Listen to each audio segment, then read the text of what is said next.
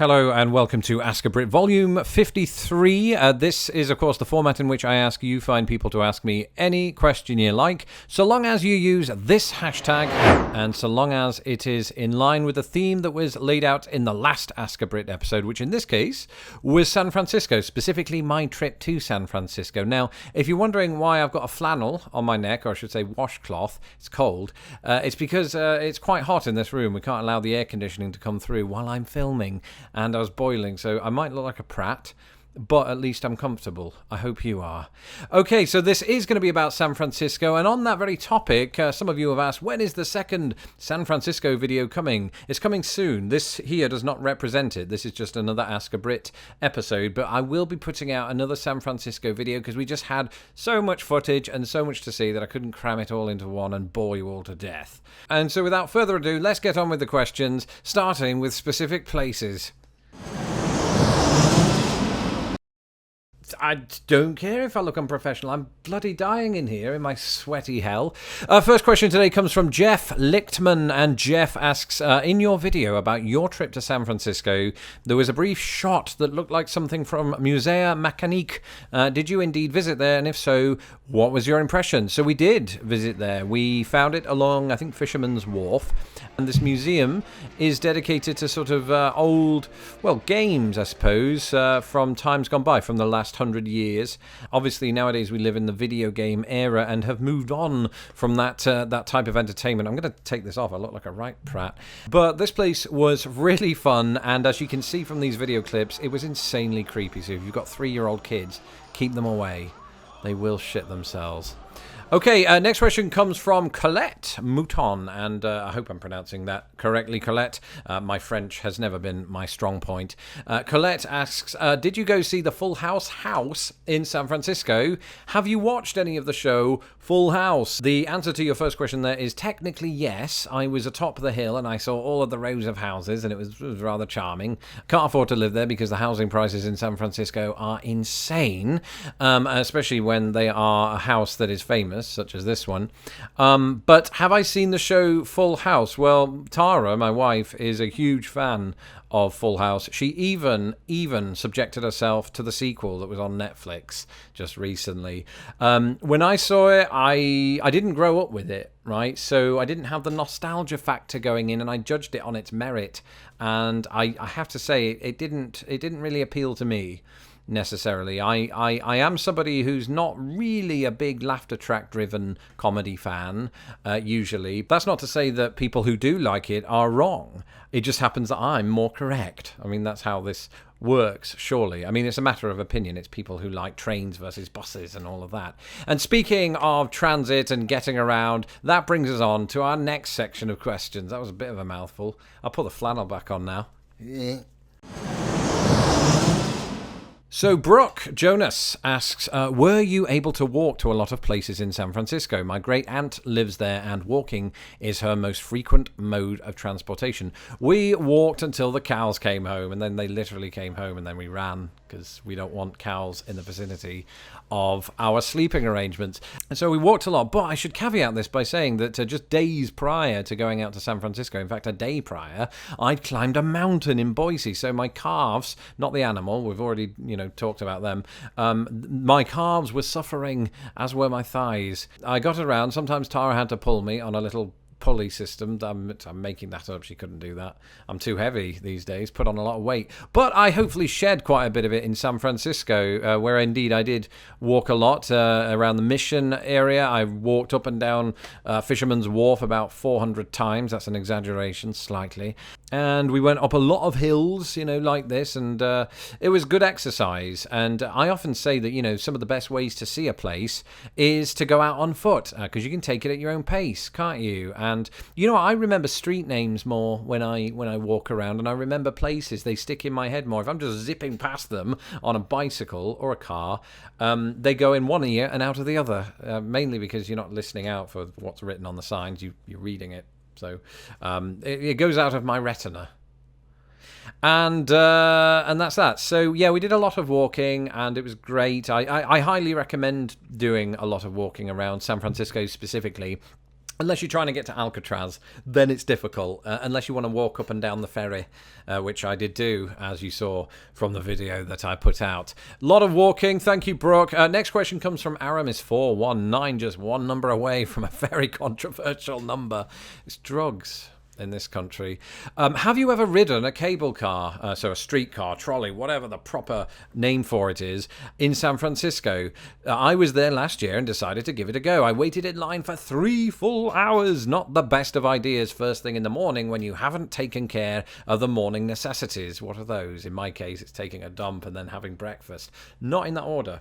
No, I did take the trolley slash tram slash, what are we calling it? I'm going to go with streetcar. A lot of people have said streetcar, and it was the affection of my desire, so you could put it together and make a Tennessee Williams play out of it, just in the wrong area of America.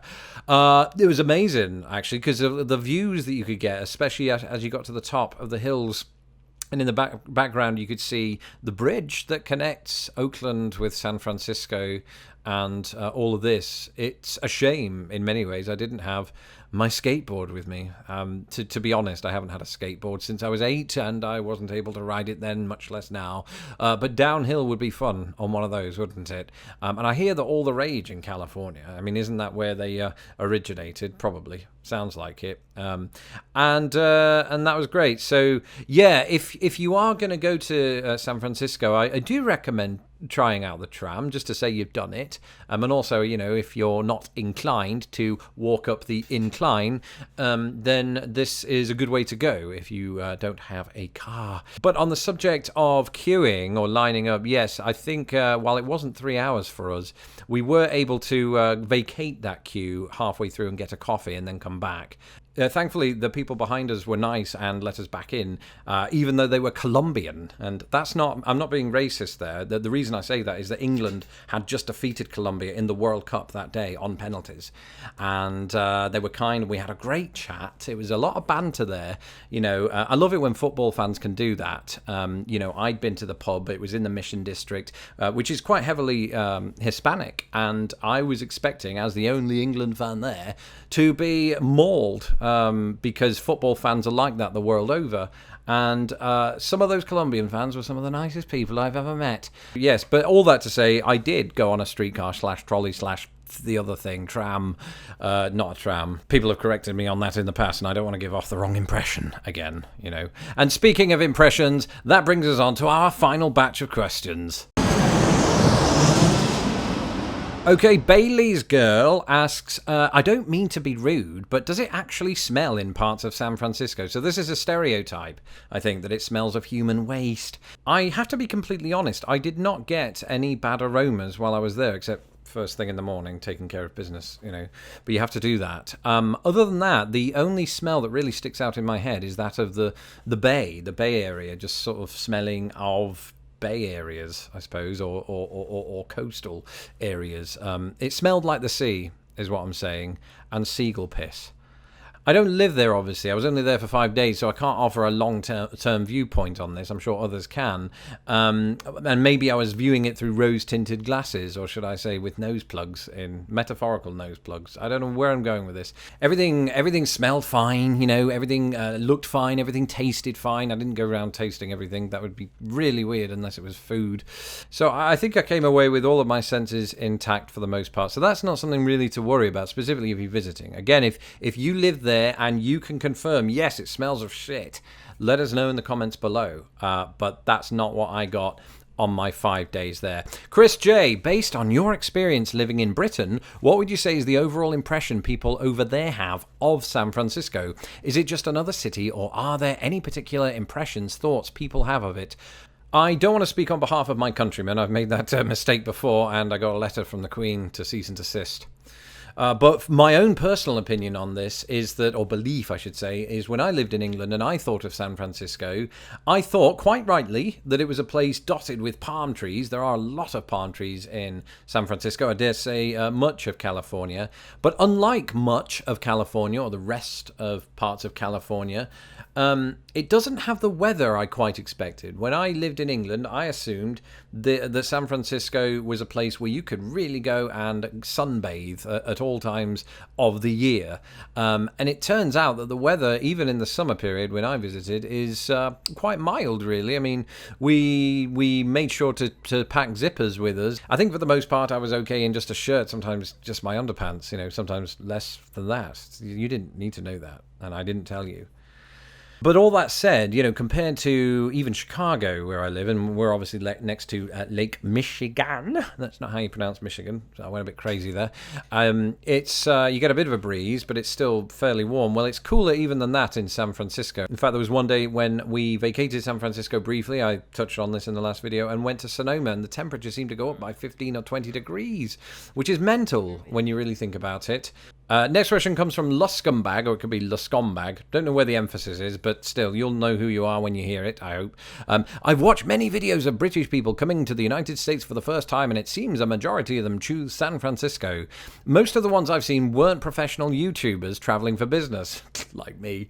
Not really. I wish that were true. So it boggles my mind that San Francisco is at the top of the list for many Brits. I would have assumed most would flock to New York, Chicago, LA, or even Orlando for Disney World. Why is San Francisco so popular with Brit? I can't answer that. Maybe it is, going back to the weather there, that there's a similarity there. I suspect that it is mostly people who are moving for work, though I don't know that for sure. I think if you're moving there for work, it's probably going to be a job that pays, the big bucks, and therefore you can afford that $1 million apartment. I do remember one day we were traveling from Oakland over to San Francisco by the ferry, and there was a British man on his phone really loudly, really wanted to let you know how important he was, trying to close a deal with some guy, and it was really important, and there were six-figure sums being thrown about like we cared, We all pretended not to be listening, but of course his accent did grab us. I mean, not literally, that would be weird and painful, probably, if an accent could do such a thing. I don't know where I'm going with this. I'm tired, it's late at night, and I'm packing for my flight out tomorrow. I'm heading out again on another journey to another state, two states that I've never been to before, but I'm getting sidetracked, aren't I? But actually, while we're on the subject, very quickly, if you do want to support my travels around the United States, including those that are coming up, including those that have already been, you can't do that, they've already happened, do so at patreon.com/lostinthepond. All donations welcome, all donations helpful, all donations help us to achieve the miracle of getting to all 50 states and to improve our production values, which I believe we've done in the last year, thanks to those patrons. But getting back to the question, Brits, I think they come here for business, but I could be wrong. I came there just to visit, and I don't think I could ever live there just because of how expensive it is, but we'll see. And the final question today comes from Judy Reyes, and Judy asks, what impressed you the most about San Francisco, and what surprised you the most about the city? I will answer that last question first, and I think, once again, it is the weather. I just wasn't quite expecting it. I was expecting it to be mild, actually. I mean, I'd already had forewarning of that, and I'd read up on it. It was the fog that surprised me. I don't know why it did, because I've always heard of this San Francisco fog, but it was quite prevalent while I was there. Indeed, I even crossed New Humber Bridge while it was foggy, and I couldn't see a damn thing, much less the River Humber.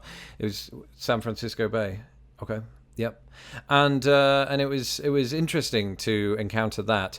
But what impressed me the most about San Francisco, it's really hard to narrow that down to one thing. I was very impressed by Alcatraz, despite how grim it was. In fact, because it was so grim, it was so bloody impressive.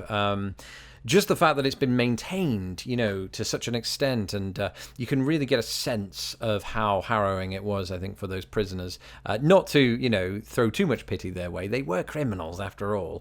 We went to see the Golden Gate Bridge, but I insisted that we go on the side that's nearest the Pacific Ocean, because the sun was coming down. Of course, the sun sets in the west, and you can get the best shots of it at that point. I don't mean gunshots, photo shots, not Photoshop, although I did do some.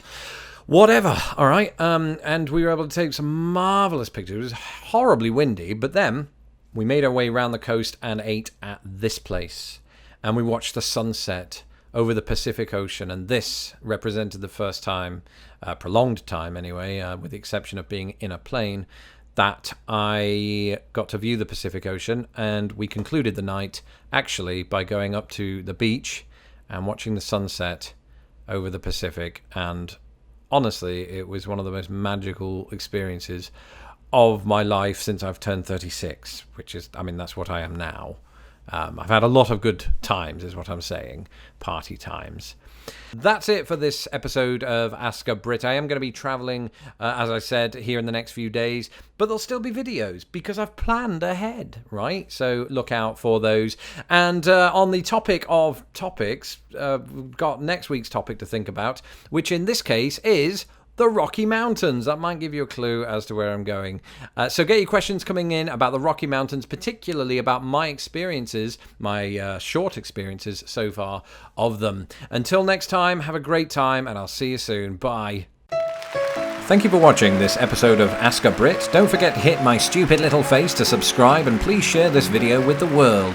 Hit me up on Twitter, Instagram and Facebook, and if you'd like to support this channel, please do so at patreon.com/lostinthepond.